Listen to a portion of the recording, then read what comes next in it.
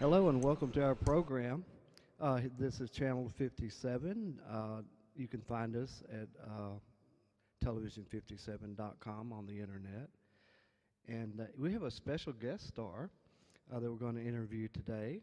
Her name is Katheryn Hilton, and we're going to be talking about Hermann von Helmholtz. He was a great scientist in the early 1800s. And anyway, no further delay. Ladies and gentlemen, here's Katheryn Hilton. Let's hear a hand for her. It's a pleasure to be here today. Well, it's good to see you, and thank you for coming in. I know you have a very busy schedule, and we appreciate you coming in here at Channel 57. Why don't you tell us a little bit about what you're going to be talking about? Oh, certainly. I'd be pleased to. Now, back when I was in high school, I was taking a class called Theory of Knowledge, which was essentially about epistemology, which is the branch of philosophy concerned with how we know, the things we know. So, as part of this class, we read an article about a gentleman named Hermann von Helmholtz, a German physicist who was very interested in the physics behind the senses, how we perceive the world. You know, for example, when you hear, you are essentially hearing sine waves, how those sine waves add together and what happens inside the ear to translate the sound in the brain. And this article I read just really fascinated me, and so I ended up reading more about Helmholtz, and he became one of my heroes. So I'm hoping to share a little bit about him. Well, we're anxious to get you started here. We're going to put you on the main stage here, and I'm going to take a little break and kind of visit with some of you people out in the audience. Anyway, we're going to take a short intermission. We'll be right back. Hello, thank you all for having me here on Channel 57, and thank you especially to Mark Brad. I'm so glad that you invited me to speak about Hermann von Helmholtz, who is my personal hero. Now, I am a biomedical engineer, and if you aren't familiar with biomedical engineering, it is about applying the principles of engineering to problems in the human body.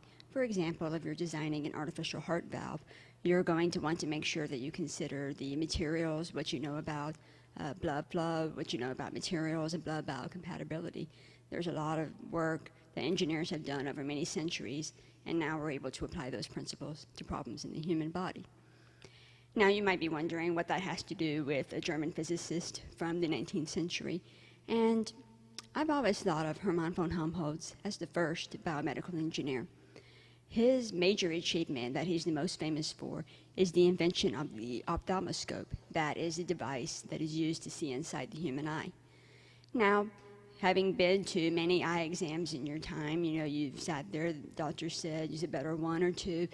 You know, seeing inside the human eye might not seem like that big of a deal, but it was actually a pretty challenging problem.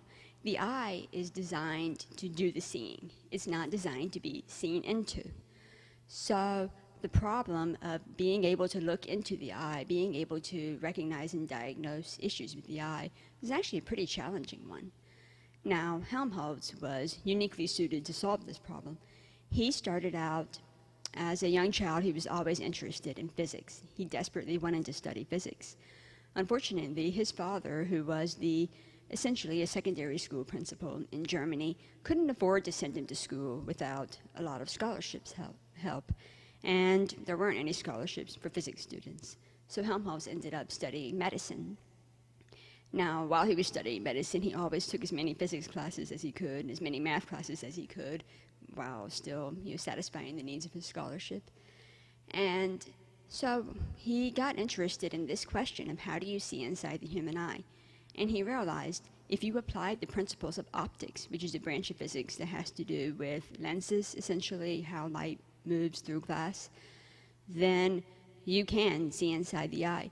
So he invented the ophthalmoscope by putting lenses, glass together in the right way that allowed you to actually see the back of the eye. And this was an amazing invention. He made him famous overnight and just revolutionized the field of ophthalmology. What's kind of interesting about this is that Helmholtz himself didn't think much of this achievement. The way he saw it was anybody could have done that. Anybody could have said, well, here's the equations about optics and here's the human eye, and put them together. What he didn't realize was It was that ability to think outside the box, that ability to recognize that you could take these two totally disparate fields and put them together. That was what made him special, really. Helmholtz was always very interested in the senses. He studied how nerve impulses were transmitted from the brain along the nerves to a muscle. So for example, if you want to wiggle your fingers, something has to happen in your brain first, sends that nerve impulse until it gets to the muscles that do the wiggling. And back in the early 19th century, people didn't really realize that these laws of physics that we were just starting to learn about did apply to life, and especially to human life. They thought that humans were unique, that we were special, that we didn't have to follow the laws of physics. Turns out that's not the case. And it's kind of hard for us in modern days to understand that. We're used to being very hyper-rational. We're used to talking about how the human body works, often incorrectly, I might add, but that's a story for another time. So people just flat did not think like that in the 19th century. So Helmholtz was one of a group of scientists who were working towards thinking like that, learning to apply those laws of physics to these problems. Helmholtz actually was one of the first people to measure the speed of those nerve impulses, of that impulse that allows you to wiggle your fingers. That was actually prior to his work with the ophthalmoscope. After working with the ophthalmoscope, he got interested in fluid dynamics. And what was particularly interesting about his work in fluid dynamics, and I mentioned earlier, I'm a big fan of this guy. He's my hero. Not only was he a brilliant experimental physicist and an accomplished physician, he actually did work as a surgeon for the Army after getting his medical degree. He was also an outstanding mathematician. His work in fluid dynamics, he proved 3 theorems that are still used in fluid dynamics today. And this work was pure math, and a lot of people were very impressed by it at the time because they figured, what is this experimental physicist? He can't do all this theoretical math. But he could. He was just that good. After the fluid dynamics work, he then got very interested in sound. In particular, he was thinking about complex sounds. Now, a complex sound can be broken down into sine waves representing different frequencies. And he invented something called the Helmholtz resonator.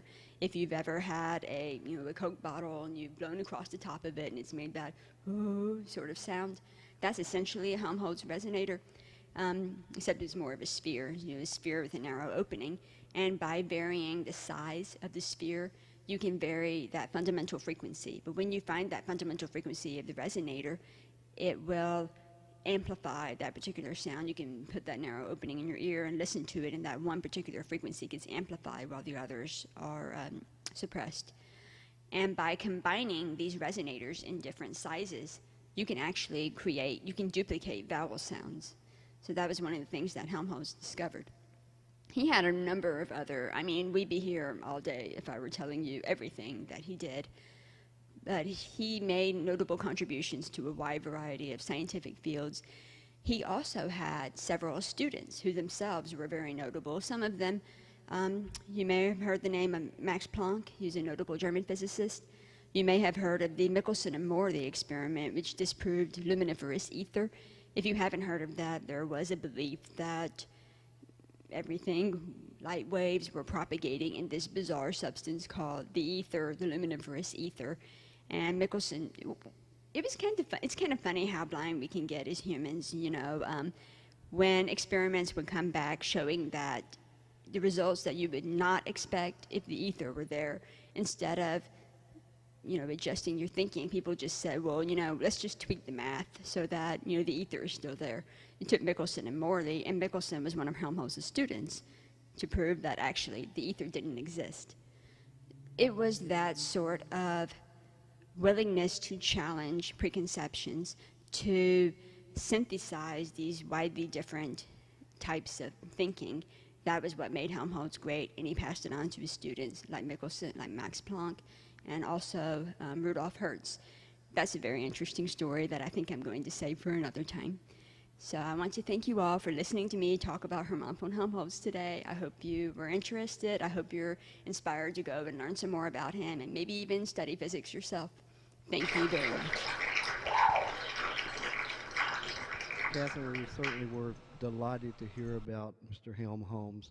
He was such a great scientist, and it's just wonderful that you have studied him and you're telling the audience, you know, how important this work was and the discoveries that he made, the people that he influenced, the lives that he touched, the things that he did.